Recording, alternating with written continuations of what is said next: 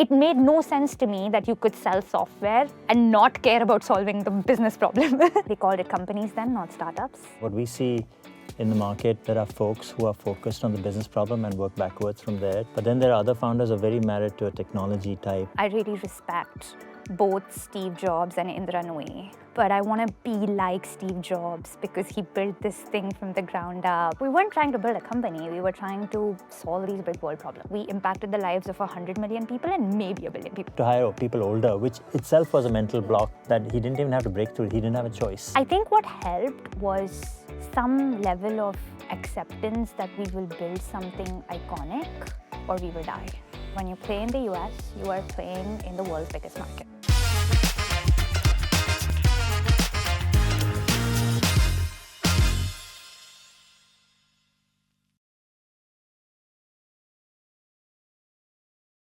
Hi, my name is Prukalpa and I'm one of the founders of Atlan. Hi, my name is Dave Khare. I'm a partner at Lightspeed.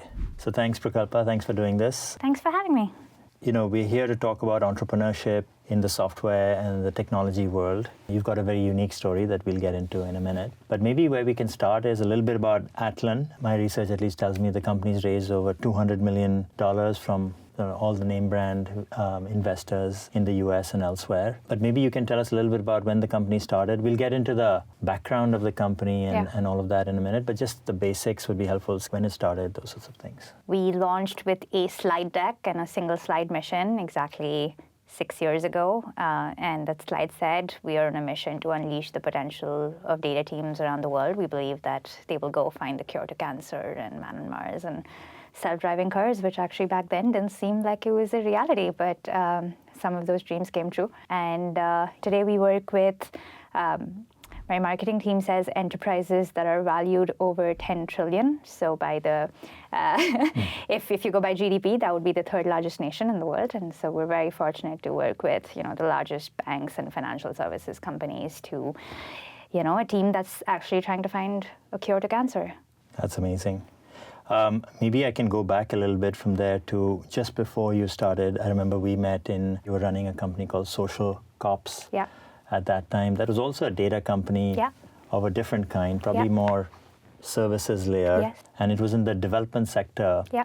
Can you tell me a little bit about sort of the differences you've seen between building for the development sector and building for the, I don't know what, commercial sector, I guess? What lessons have you learned from going from one to the other? My journey as an entrepreneur started when my co-founder and I said there are these big problems in the world like national level healthcare and poverty alleviation, and it felt like they didn't use data, and we wanted to go do something about that. And we found a company called SocialCops, which we basically became like a niche Palantir-ish, McKinsey-ish company building data platforms for social good, right? And so we realized very quickly if we had to go solve those problems at scale, we had to go partner with agencies that had scale. Those typically ended up being the government, nonprofits, several, like we worked with the UN and the World Bank and so on. And they didn't have data teams or technology teams or anything like that. So if you wanted to solve the problem, you just had to do it end to end. And we became that company. And Atlan ended up actually being born as an internal tool back then. We realized we could go help all these other teams in the world, and that's really how Atlan was born. I think some things have stayed very similar, and some things have been very different. I think for us, that journey is so important to us because it taught us to be very problem-focused and go very deep into the problem, because the only way to solve these really large, complex problems was to really understand them deeply, better than any user could tell you, because our users could never give us user feedback back then. That has become a very core value of who we are at Atlan. I think a lot of our growth and all of that just comes back to I think we understand the problem better than just about anyone else in the world, and we continue to do that. And what are the things that are different? It's easier. I have a lot of respect for companies that are born in services and like it's really, really hard to go really deep into your customers' problems and actually implement a business process that works and scales. Like that stuff is hard. And I think we learned how to do the hardest things in maybe the hardest spaces. I think generally consulting and services is hard. I think we ended up doing it for like the developing world in the development space. That's like 100 out of 100 difficulty. It was just really hard. Yeah. But I think it's also shaped today for us, like one of our biggest, like we have something called partner, not vendor. I think we've really reinvented the customer experience blueprint of what it takes to make software in our space successful.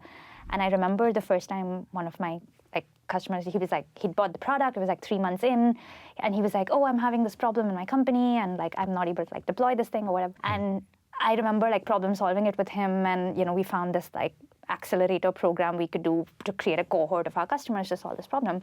And like 9 months later, he's like, I'm so surprised that you went and solved this thing, because like I chose your product. It wasn't your product problem. It was just that I had to go figure out all these things about my company. And I realized in that moment it made no sense to me that you could sell software and not care about solving the business problem. And so I never thought it was a thing, and that's become a very core part of just who we are as a company. Like that makes a big difference, because what we see in the market in the number of founders we've backed is there are folks who are focused on the business problem and work backwards from there to build out the technology. Yeah. They may or may not be agnostic to the type of technology to solve the problem. Yeah. But then there are other founders who are very married to a technology type or technology, and that's also good. It takes both types. But they build out different kinds of businesses. And the combination of the two is the hardest, because at the end of the day, somebody's paying a lot of money to solve a problem, a business problem usually. So that makes a lot of sense. I'll go back even further in time. We were doing some research on your background, and we came across stories about your mom. She was a genetics researcher, or I'm just reading a radio jockey, coder, etc. I'm sure you've talked about this in the past, but how did that inform who you've become now as a founder? And I'm generally trying to get to how do sort of pre-entrepreneurial journeys of a founder inform what they become as a founder? I've been very fortunate to have, till today, I think my biggest role model is my mom. When she was 21, actually invented a device, and she got it patented, and she got funding to build a company around it. But this was, the 1980s. She was the second daughter in a family of 4. It was a lot of risk. It was hardware. It was a lot of risk. She would have had to open a factory. At the time, the family circumstances didn't let her do it. And so I think that sparked, like I grew up with that story. When I was in 6th grade, my mom was part of the founding team of an education company. They called it companies then, not startups. I think there was a summer where there were like 4 people living out of my house. I still remember when I used to study for IIT, which I think was the hardest I've ever done anything in my life. And I remember I used to go to sleep, and I used to wake up sometimes in the middle of the night, and my mom would be sitting outside with her laptop. Yeah. And she just loved it. She just truly was so passionate about what she was doing, and I think that showed me a little bit of what I wanted life to feel like. It almost normalizes taking risk a little bit. It normalizes taking risk. It normalizes working hard. It normalizes caring about, like my mom always told me that the thing that matters in your life is impact. I remember when I was in my 3rd year of university, and I was interning at a very prestigious investment bank, and the only thing that everybody cared about was getting an offer, right? And I remember I was, I think, 5th week into my internship or something. I'm talking to my mom over the weekend, and my mom's like, "Why are you working so hard?" And I'm like, "What do you mean, Mom?" And she's like, "Are you actually telling me after you graduate you're going to go work in this company?" And I'm like, "What do you mean?" I'm like, "What do you mean?" She's like, "I mean, really? Like, that's what you're going to do? Like, I mean, I've raised you to go do amazing things in the world." Wow, Mom. But she used to make me write letters to myself every year, and letters to your future self? To my future self, and have you opened up those letters? I have. I was, oh my God, I was such an audacious kid. In my 10th grade, I wrote this letter, and it kind of said, I really respect both Steve Jobs and Indra Nooyi, but I want to be like Steve Jobs because he built this thing from the ground up, and that's what I want to be. And I was like, wow, like 10th grade kid, like, but I think this few things. I think this idea of impact was baked into me for like it just what life meant. Working hard, taking risks. From what I remember from the SocialCops story, you did that for a few years. It scaled to a certain level, and then both you and your co-founder, sort of, what I remember you telling me, was sort of a bit dissatisfied with the growth and the impact potentially, and you built out the stack below it to enable you. Yeah. How hard was that decision? Because I'm sure there was revenue, you had to probably let go of revenue or something. And how did you make the pivot? Yeah, it was a little unique because I think at SocialCops, we never we weren't trying to build a company. We were trying to solve these big world problems. Yeah. That's how we started. And so we actually had a dream wall, and we used to put up these dreams. Actually, our whole team used to put up these dreams. And in office, every time one of those dreams came true, we would move it to the right. And these dreams were things like national level policy, and we want to power the prime minister's office, and we want to go solve climate change, and it would be these really audacious dreams. And we never set out to build a consulting firm. We just wanted to go solve, which is, I think, why a lot of the unique magic we were able to do at SocialCops happened, because we were this really weird group of misfits. We were these technologists and data engineers and economists, and it was just a very strange, eclectic group of people that just cared deeply about solving these big problems. And I think that allowed us to scale incredibly, right? 5 years, we built India's national data platform, which is the largest public sector data lake of its kind. We were a global partner for the UN. We could quite honestly say that we impacted the lives of 100 million people and maybe 1 billion people. That was the place it came from was the next phase of impact. And we realized that we had, we were growing 2-3x a year. We could continue to do that. We were incredibly profitable. But you can't grow a consulting firm more than that. McKinsey grew 2 to 3x year on year. Yeah. If you choose to try, you're probably going to screw up quality. And that was just not something we wanted to do. And so we said, okay, in 10 years, if this is what it is, if this is the impact we could have created, is that going to be enough? And we realized it wasn't. And so then the question became okay, so if we want more non-linear impact, then where does it come from? And the very purest goal of software is it's this, you can build this one thing that everybody uses. And so actually the place Atlan started from was actually this question. We were the reason our team could do all these things was because we build these tools for ourselves. What if we open it up, and what if we create thousands and thousands of SocialCops in the world? And would that impact be enough? And so that kind of became the journey. It was not easy, because it was fundamentally, it meant very hard decisions. Yeah. I think what helped was some level of acceptance that we will build something iconic. This isn't the Atlan journey, or we will die. And as hard it is, it sounds kind of obvious when you say it, but it's really hard to internalize, especially when you have something to lose. It's really hard to say, I'm okay to let it die. And I think that clarity of we will build something iconic helped us make very difficult decisions through the journey of the company to say we're only going to go bet on the big thing. Yeah, makes sense. The company built out of the US here, but also has sort of I'm assuming a team in India and probably other countries as well. For those founders who are listening who are building from other countries into the US, is it a disadvantage? Have you seen that from all the founders who are coming from India, Europe, wherever, Israel, etc.? How's that worked out? What's your observations of that motion, in a sense? I think it's a disadvantage if you let it be. And so what I mean by that is I think when you play in the US, you are playing in the world's biggest market. In any category of software, you are playing in the world's biggest market. Your buyers are extremely discerning. They understand products. They care about the details. Quality matters.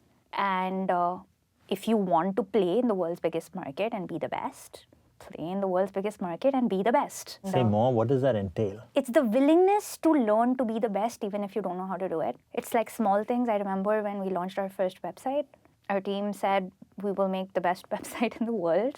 What's the best software website in the world? And it was the challenge that happens is that because it's new, it's often to say that is an excuse for not being the best. And I think that that's just not an excuse. If you want to play in this market, you have to be the best. Can you expand a bit on what dimensions that you think companies should think about being the best? Website, let's zoom out to, let's say, marketing. Product. Or product. Marketing. Yeah, I feel like every company has to pick the 2 to 3 things that it's going to be exceptional at. Okay. Right? You can't be exceptional at everything. But there are probably 2 to 3 things that matter that you have to be exceptional at, that you are not going to compromise on quality for. For example, for us, those are product, customer experience, and talent density. And we're just not going to compromise on that. And we're ready to give up other things. All these things come at a cost. How did you sort of, I think growing up in India and then moving here, how did you think about understanding what the best talent looks like? How did you go about doing that? A lot of it was some levels of frameworks. I remember very early on, we started, like, I would meet people and I would say, like, tell me who are the 5 smartest people that you know. Actually, I think that was literally my most helpful question ever asked in life has been this question. I asked everyone, every single person I met, I would ask this question. And they would give you 5 people to go meet? They'll give me 5 people. I'd be like, that's great. Can you connect me to them? And like, out of the 10 people I would ask, like, one would connect me, like everyone wouldn't. But, you just keep, it adds up, right? And like, then you kind of like know more people. And as you know more people, you can get them to, when you want to like reach out to a certain kind of person, like, hey, I'm going to hire for like marketing talent, like help me speak to the 5 top CMOs on the planet. What happens once you speak to them? How does your perspective change? I like to just understand, though, at least my takeaway on this, I try to be very curious. I actually understand the functions that we build, like, pretty deeply. Like, I think my co-founder and I think our superpower is that we have built every function in the company, and I think even today we can go back and build every function in the company. That is a superpower. And so I actually genuinely, like, riff on topics. Like, I'm like, like now if I'm meeting any leaders, I'm like, tell me about how you're building your function to be AI native. In the past, let's say you were hiring a VP of some function. Yeah. And you went and met people you thought were the best VPs of that function, whatever it is, and you learned a bunch of things from them. How do you open yourself up to absorbing that, internalizing that? I guess the way we grew up, like the way Varun and I grew up, we kind of didn't have anything to, we were trying to go solve data science for the government of India. You know what I mean? Like, there was, like, I had to hire people when I was 21 in a market. I didn't study in India. You started the company when you were 21? Yeah. The previous company? Yeah, and wow. I was, like, I actually didn't study in India. Like, most Indian founders, like, study in India, and then they go, like, hire their batchmates. Like, I didn't have any batchmates to go hire. And so I think we just had to learn everything through that lens. It's funny you say that. We have a company in our portfolio called Oyo, which you've heard of. Yeah. The founder there, we backed when he was 19. Yeah. He had dropped out of college. And he had from my recollection, he had a similar viewpoint that he couldn't hire batchmates at 19. They were all still in college, and anyway, they didn't have any experience at that time. So he had to hire people older, which itself was a mental block that he didn't even have to break through. He didn't have a choice. Yeah. And so when you can hire people who are older with more experience, then you don't worry about hiring. Yeah. So it's almost like we found founders coming straight out of college, very adaptable and very first principles because they have to be. Whereas people who've been 10 years in the workforce, they almost have to shed some baggage before they can... Yes. I mean, you're seeing it play out in the AI native world right now, right? I think the people who are today in college have a significant advantage over any of us, including you and me. Like, even for me, and I think we're further ahead in being AI native than most companies, but my first thought process is still to think higher. Yeah. But actually, like, these AI native companies are like, they don't think higher. Like, that's not their first thought at all. So... You operate in a category, data catalog, and maybe there's a broader definition, but you created a category, or you were there when a new category was created. Tell me a little bit about the trade-off between building a new category and building in a mature market. How should founders think about what gives in these two? I think we were kind of in the middle of the two, where like there was an existing category, and like Informatica had a product from the 1990s, and then there was this big shift that was happening because of Snowflake and the modern data stack, and so we had this, and we were like, oh, this is the 3.0 version of this old thing. So I think we had a little bit of that advantage where we didn't have to make a trade-off. Like, we could leverage existing demand from a budget that did exist, but a world that was changing dramatically, and we could say, hey, this is the new version or the new way to do this thing. But I think the big trade-off you're making is, I think if you were starting from a fully new category, there's no budget. There's like zero budget, there's zero way to create demand, and then it takes longer, but you reap the benefits if you're able to be the category creator. And the opposite to that, which is if you start in an existing category, it's much easier to get your first. But isn't there more competition? Isn't it like... There's more competition. It's harder to differentiate. There's actually a great book called Play Bigger on category creation. I think it's the best. Interesting. Because we've seen out of these different geographies, Europe, Israel, India, different categories come up, and different countries have had different flavors of startups by and large. Israel has a lot in security and communications, of course, and lots of incremental as well as category creation companies. Europe has had lots of category creation, but also a lot of incremental plays. India has had a lot of sort of follower plays, fewer category creators, but there are some. You guys, other folks out there, Innovasa, others that are interesting, but far fewer for whatever reason. But that's why I'm asking the question. People make the trade-off I between don't the two know things. if the trade-off starts at category creation or category follower. I think this trade-off starts at what's the problem. And, is it a problem that is a new problem or an old problem? Is the problem, like, do you need a new solution or an old solution? I think that's where it starts. And I suspect that the reason India has had lesser category creation, like you pointed out, is I think because there are fewer original problems that India starts with. I suspect that that's where I think that's why it ends up being more category follower plays. Because you're not in the market. So if you're not in the market, then you're not like... It's a systematic thing. Yeah. Like, because how do you find a deep, unique insight to a problem? If you're not there. And a solution, if you're not deeply enough entrenched in the problem and solution. I think that's what I suspect. Yeah. Thank you so much. Appreciate it. Thanks, Dave.